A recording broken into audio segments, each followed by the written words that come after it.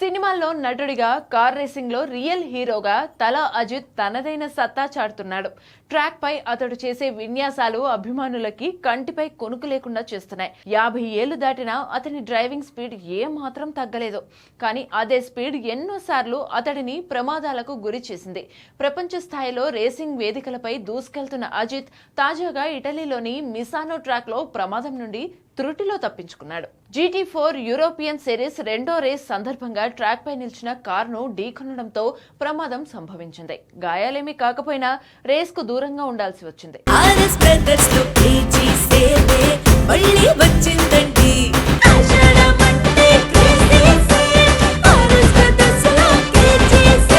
అన్ని రకాల వస్త్రాలపై up to 70% discount. RS brothers లో ఆషాఢం కేజీ సేల్ మళ్ళీ మొదలైంది. మరెన్నో క్రేజీ ఆఫర్స్ ఖైదు చేయండి ఆర్ఎస్ బ్రదర్స్. ప్రస్తుతం అజిత్ బెల్జియంలోని ప్రఖ్యాత స్పా ఫ్రాంక్ఫర్ట్ చాంప్స్ సర్క్యూట్ లో 3వ రౌండ్ కు సిద్ధమవుతున్నాడు. ప్రమాదం జరిగిన ప్రదేశంలో క్లీనింగ్ సిబ్బందికి సహాయం చేయడం ద్వారా అజిత్ తన వినయాన్ని మళ్లీ చూపించారు. 2003లో రేసింగ్ లోకి అడుగుపెట్టిన అజిత్ 2010లో ఫార్ములా 2 ఛాంపియన్షిప్ లోనూ మెరిశాడు. జర్మనీ, మలేషియా లాంటి దేశాల్లో పలు పోటీల్లో పాల్గొంటూ సినిమాలు, రేసింగ్ రెండింటికి సమానంగా ప్రాధాన్యత ఇచ్చాడు.